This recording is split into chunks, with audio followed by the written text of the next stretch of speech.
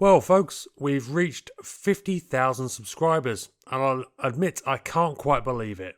Thank you all so much for your support and for watching my ramblings. And as when we got to 40,000, I said I'd do the video subject most voted for, that was Joshua Glees with more insurgent themed stuff.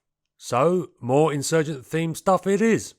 However, I'm going to hone the focus in and combine it with a report on what is currently happening in Burma, also known as Myanmar, as it has been far too long since I did a report on that country. As a simplified background to those who may not know, Burma has basically been in a state of civil war since the late 1940s. Most of this has been between the powerful central military, known as the Tatmadaw, and various ethnic groups that generally live on the periphery of the country. Please note I have done quite a few videos, principally my Long War series, explaining the broader situation and the histories of some of the ethnic armed organisations, shortened to EAOs. So if you want to know more, I'd suggest checking some of those out. But trying to cut down what is a multifaceted and complicated situation to its simplest, a major reason for the conflict is racial. The Tatmadaw is dominated by the majority Burma peoples, who populate the main urban centres in the central plains of the country, with much of the war previously being focused on the ethnic minorities. The army has never been averse to using extreme violence against the Burma people when they have expressed discontent against military rule. But up until a year ago, the pattern was largely of guerrilla warfare and steady ethnic cleansing against the ethnic minorities on Burma's peripheries, with occasional violent crackdowns on any internal dissent. There was briefly hope on the horizon with the appearance of some democratic reforms in the 2010s, which saw the notional sharing of power between the military and political parties, principally that of the Nobel Peace Prize winner Aung San Suu Kyi.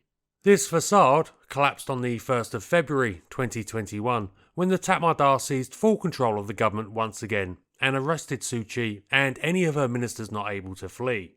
But this time the military found themselves at odds no longer just with the EAOs, who had generally been very wary of the supposed reforms, but also with the vast majority of the Burma people. For the first time in generations, they had hope that real reform was on the cards, only to see it suddenly snatched away. They reacted initially with protests. When the military responded with force, killing hundreds, it did not have the result they had previously of breaking up the protests and cowing the population.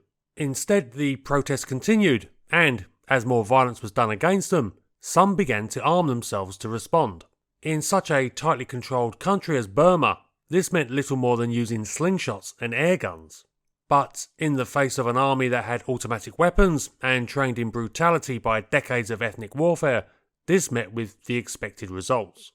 As a result, more young Burmese realised that the only way they could both protect their communities from the military and eventually hope for government reform was to take up arms and organise themselves. This has led to the formation of the People's Defence Force, or PDF, who have been contesting the Tatmadaw's grip on the country.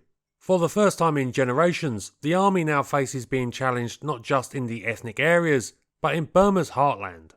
Many of the PDFs have formed alliances with the EAOs, who have provided training and some equipment. But for many, access to weapons is difficult, and we are beginning to see a great deal of innovation being employed by the anti-military forces. Firearms were initially limited to whatever could be smuggled in or acquired from army or police deserters, and that was never going to prove sufficient. So, people started making their own. Initially these were crude, essentially single-shot muskets using black powder and with barrels made from bored-out pieces of steel. But the resistance fighters have started to show their innovation by employing the latest technologies. In terms of small arms, this has graphically been illustrated by the increasing presence of an intriguing weapon. In an arms cache seized by the Tatmadaw were several FGC-9 Mark IIs. This was soon followed up on social media of pictures of PDF members apparently equipped with this weapon. These semi-automatic guns fire 9mm parabellum and, most notably, are made on 3D printers. The design is available online, and it seems that at least one individual in Burma, possibly more, are now producing them for use by the PDF and other anti-government forces. It might not have the range of abilities of an assault rifle, but the FGC-9 is a perfectly serviceable light carbine, and its simple production method, which I believe also includes a rifle barrel, means that it can be manufactured right in the heart of government territory. Interestingly, this was one of the principal reasons for the weapon designers to create it, to offer those threatened by repressive governments a way to arm themselves. If you want to know more about this, I thoroughly recommend the Popular Front documentary on it. If you're interested in seeing that, it is on YouTube and also linked in the associated article to this video on the Military Matters website, along with other sources. But it isn't just firearms that the anti-government forces are equipping themselves with. As early as April 2021, less than 3 months after the coup, improvised rockets struck the major Tatmadaw air bases at Miktila and Magway. This is in territory firmly under military control, the latter only 90 miles from the capital of Naypyidaw, and so changed how the coup had changed the conflict's dynamics to include areas and people who had not been involved previously. Though the improvised rockets had apparently no effect, being too widely scattered, it is of note that attacks, this time using proper ordnance such as the ubiquitous 107mm rocket, have since been launched against air bases in central Burma. Certain PDF units have also begun building a weapon that has been a standard one in use by the EAOs for years, the Improvised Explosive Device, or IED, though the term improvised isn't really correct, because in fact many of these are specially designed for specific purposes and tactical usage. The Kachin Independence Army has been manufacturing a series of standardised mines for some time, and it seems that the PDFs have taken from their example. One group, the People's Soldiers Production Team, appears to be making IEDs to a set standard for use against the military. According to information released by the group, the weapon can be remote detonated from 1 kilometre away, costs about $50 each, and have carrying handles as part of the design for easy transportation. Burmese rebel groups are also fully exploiting a technology that has become a standard for anti-government forces the world over: drones. Since their use by ISIS in 2016-2017, simple and cheap civilian models have become commonplace in guerrilla forces, and Burma is seeing more and more use of them, both by the existing EAOs and the new PDF units. Their pattern of usage also seems to be following the one set by ISIS's original developments. Initially, drones were used for observation, allowing the targeting of mortar fire and the detonation of remote IEDs. But now the EAOs and PDF units have begun to deploy bomb-carrying drones and use these to strike at the Tatmadaw. Since December, there appears to have been a spate of attack on Tatmadaw units with these sorts of weapons, and as this example released by Karenni guerrilla forces shows, countering them may prove difficult for the Tatmadaw.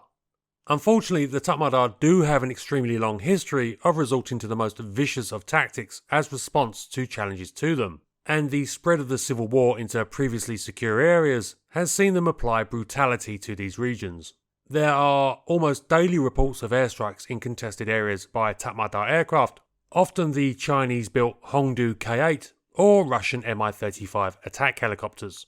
These do not employ smart weapons, but so-called dumb bombs and rockets, and their usage is often indiscriminate against towns and villages as a way of inflicting casualties and terror on civilians. The Tatmadaw is also resorting to the using of mortar fire on civilians, another long-used tactic employed in ethnic minority areas. Additionally, deserters from the Tatmadaw report that orders are being given to troops to use indiscriminate force against civilians with instructions, and I quote, to clear the ground of every moving thing, enemies or civilians. And there are plenty of reports on just how savage the actions of the Tatmadaw are being. One example in early December detailing how Tatmadaw bound 11 villagers with rope before setting fire to them. The result of this widespread brutality is about what you'd expect. Burma, a country that has seen waves of refugees and internally displaced persons created regularly over the decades, is seeing more population disruption as people flee the Tatmadaw's attempts to hang on to power.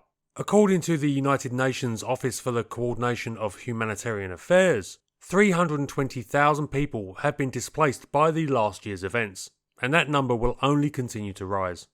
But as the Tatmadaw inflicts atrocities wider and wider, they only seem to be hardening the resolve against them. As said, I'll link to sources and other resources on this conflict in the Military Matters article, and the videos popping up now here are associated topics that may be of interest. Have a good one, and once again, thanks for all your continuing support.